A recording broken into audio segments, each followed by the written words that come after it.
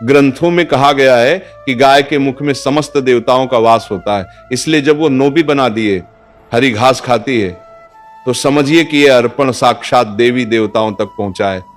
उस क्षण मौन रहें, आंखें बंद करें और एक बार ओम गोमते नमः का जाप करें। हरियाली प्रकृति का प्रतीक है, ये जीवन ऊर्जा और उन्नति का संदेश देती है।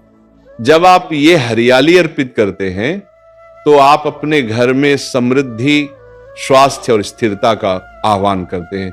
एक पुरानी कथा में वर्णन मिलता है कि एक निर्धन किसान प्रतिदिन अपनी एकमात्र गाय को हरी घास देता था, भले उसके पास स्वयं के लिए रोटी न हो। उसने कभी पूजा पाठ नहीं किया, बस गौ सेवा करता रहा। कुछ महीनों में उसका खेत लहलहा उठा, सूखी जमीन से पानी निकल आया और वही गरीब किसान पूरे गांव का दाता बन गया। लोगों ने पूछा, तूने कौन सा चमत्कार किया? वह मुस्कुराया और बोला, मैंने कुछ नहीं किया, मैंने बस गौ माता की सेवा की और उन्होंने मेरे घर में भगवान को भेज दिया। जब आप भी श्रद्धा से हरी घास खिलाते हैं तो आपकी गरीबी का अंत शुरू हो जाता है। यह घास केवल एक पौधा नहीं, यह धरती माता का अंश है। जब यह गाय के मुख में जाती है तो आपके कर्मों की कठोरता गलने लगती है। आपके घर में हरियाली, शांति और सुकून आता है। इस घास को देते समय अपने हृदय में अहंकार नहीं, केवल विनम्रता रखिए। याद रखिए, गाय को खाना खिलाने से पहले उसके माथे पर हल्के से हाथ फेरें, उसकी आंखों में देखें, आपको वहां करुणा, मां की ममता और ईश्वर का रूप दिखाई देगा। जिस घर में गोवर्धन पूजा से पहले यह हरी घास श्रद्धा से दी जाती है, वहां लक्ष्मी का वास स्थायी हो जाता है। वह घर धन, अन्न और संतोष से भरा रहता है। यहां तक कि अगर उस घर में कोई बुरा ग्रह या दोष भी हो तो वह धीरे धीरे शांत हो जाता है। और अगर आप ये कार्य अपने बच्चों से करवाएं तो समझिए आपने अपने वंश के लिए पुण्य का खजाना जोड़ दिया, क्योंकि परंपरा कहती है जो बालक गोमाता को पहली बार चारा खिलाता है उसके भाग्य में कभी अन्न का अभाव नहीं आता। इसीलिए इस गोवर्धन पूजा पर सूर्योदय से पहले उठिए, स्नान कीजिए और शुद्ध मन से ये हरियाली अर्पण कीजिए। ये कोई दिखावा नहीं, ये आपकी आत्मा की यात्रा है। जब आपकी हथेली से गाय हरी घास खा लेगी तो बस इतना जान लीजिए, अब आपके जीवन में न तो दरिद्रता ठहरेगी न ही अंधकार। गोवर्धन पर्व का यही संदेश है, जो प्रकृति की पूजा करता है भगवान उसकी हर आवश्यकता पूरी करते हैं। हरी घास का यह अर्पण न केवल गाय के पेट की पूर्ति करता है बल्कि आपके जीवन की रिक्तता को भी भर देता है। यह पहली चीज साधारण लगने के बावजूद सबसे पवित्र है। यह धरती से जुड़ी है, मां से जुड़ी है और आपके सौभाग्य से भी जुड़ी है। इसे पूरे भाव से करें, क्योंकि यही वह शुरुआत है जहां से समृद्धि का मार्ग खुलता है।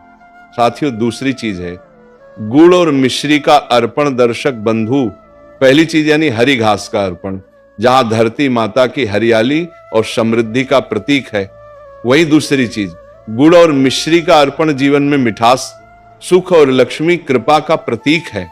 यह वह अर्पण है जो केवल गाय के मुख तक नहीं जाता बल्कि सीधा देवी लक्ष्मी के हृदय तक पहुंचता है।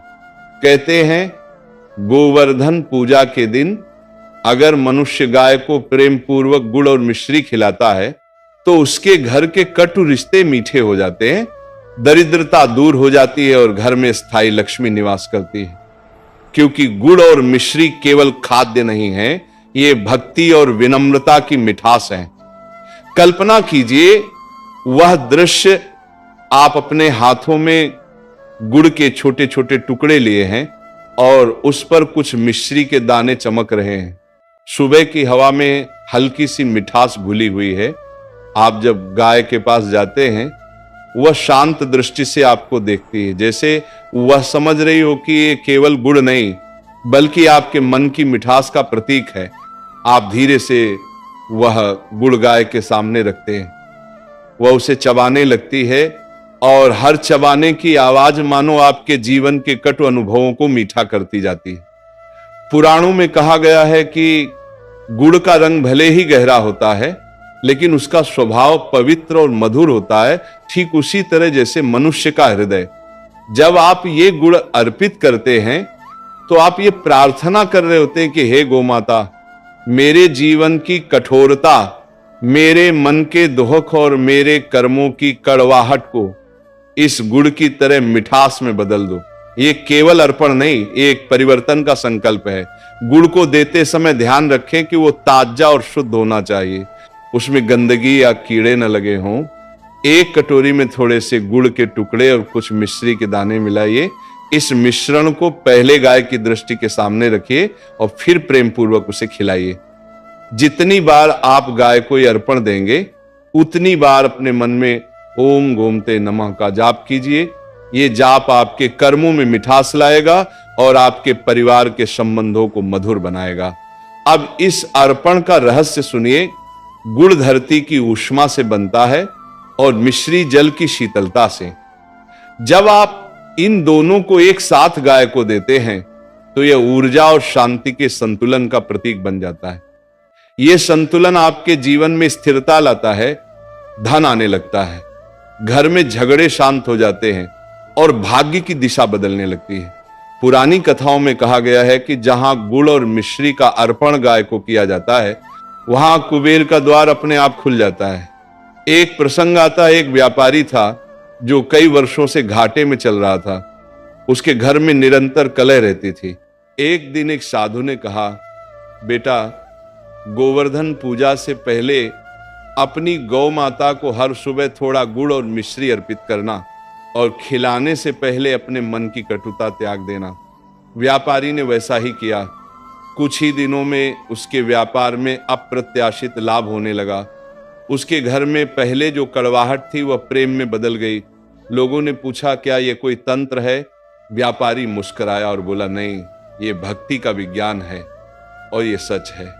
गाय को गुड़ और मिश्री खिलाने का अर्थ है अपने कर्मों में मधुरता लाना, अपने व्यवहार में दया लाना।